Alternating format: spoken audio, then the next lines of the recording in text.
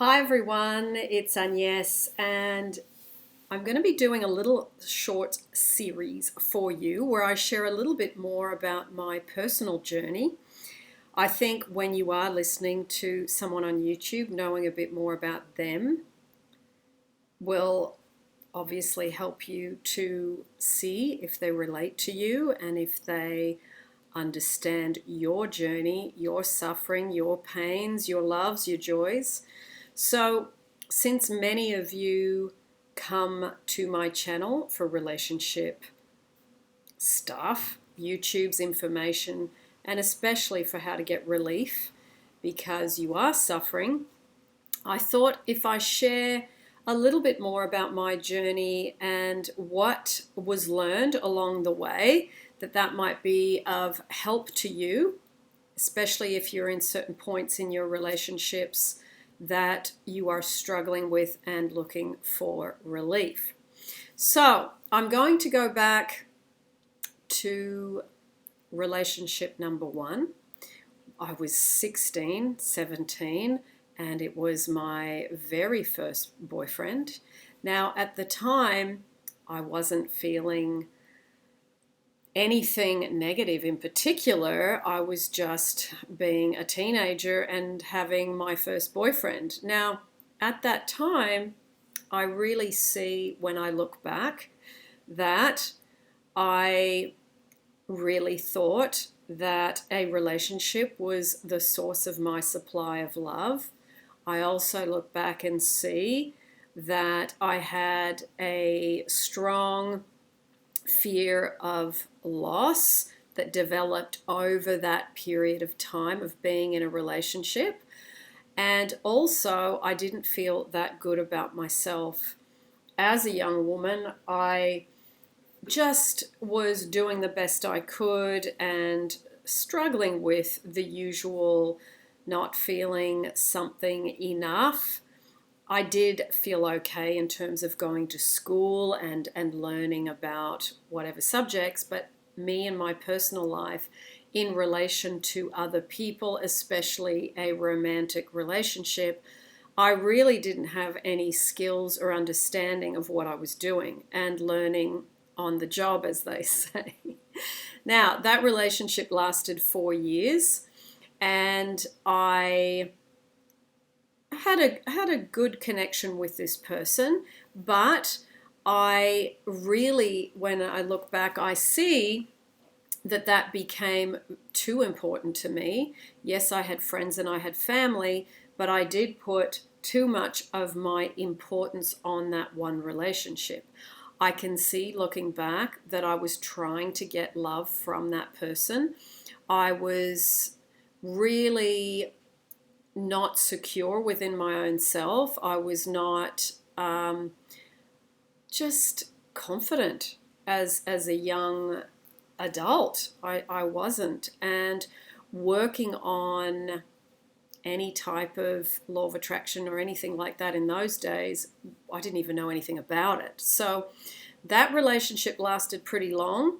In the end, it was me that moved to Australia. I was living in Canada at the time.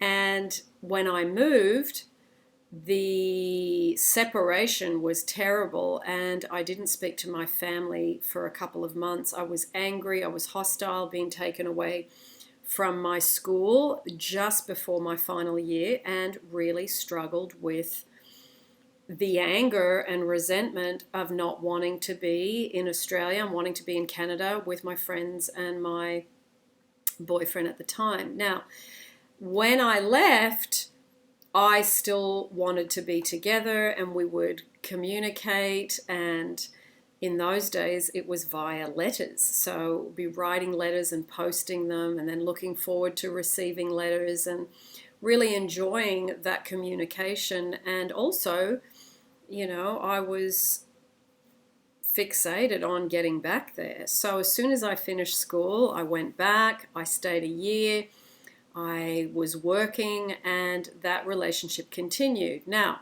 a little bit down the track, I found out that for that whole year I had been away, that my best friend and my partner, my boyfriend, had been doing the horizontal cha-cha together in my absence. Now, when you have the I'm not good enough and I'm second best active in you, there's no surprise that that would happen. And looking back, it was very much a inevitable problem that I would experience. So that really, let me just put my phone on silent so it doesn't bother us. The aftermath of that was incredibly painful, as you can imagine. I know some of you have lived that. And I ended up coming back to Australia. My partner was going to come, and in the meantime, I met somebody new. And then it was my partner who went through his devastation and still to this day does not forgive me. So I have seen him a few times years ago, and there was this resentment and you left me and how could you have done that, and this was like 30 years later. So I understand that some people get over things, some people don't, and that was a really big hit for him and a very difficult thing.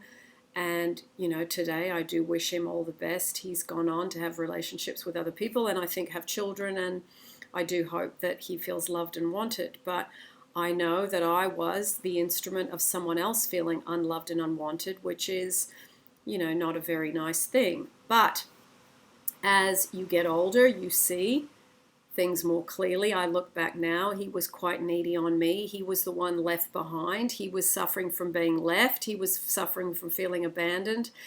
And it was a very challenging time for him. And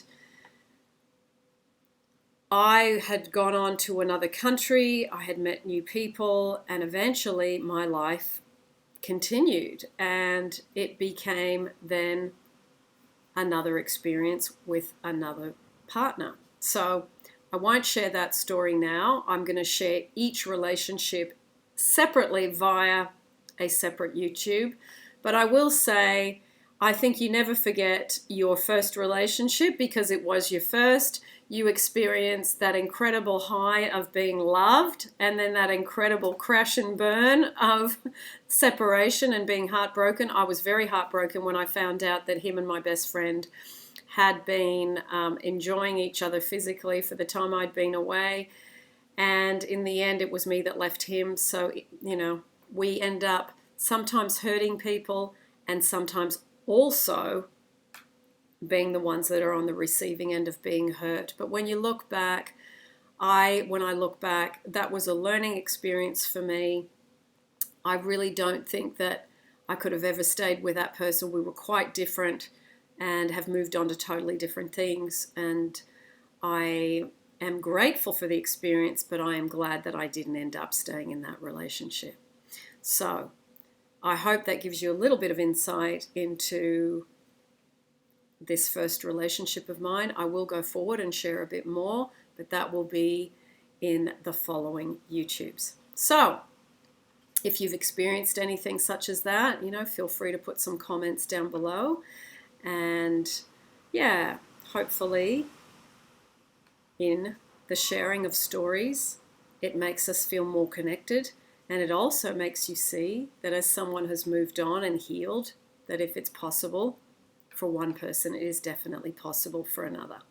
So, part 1 of this little series, and I will see you in part 2.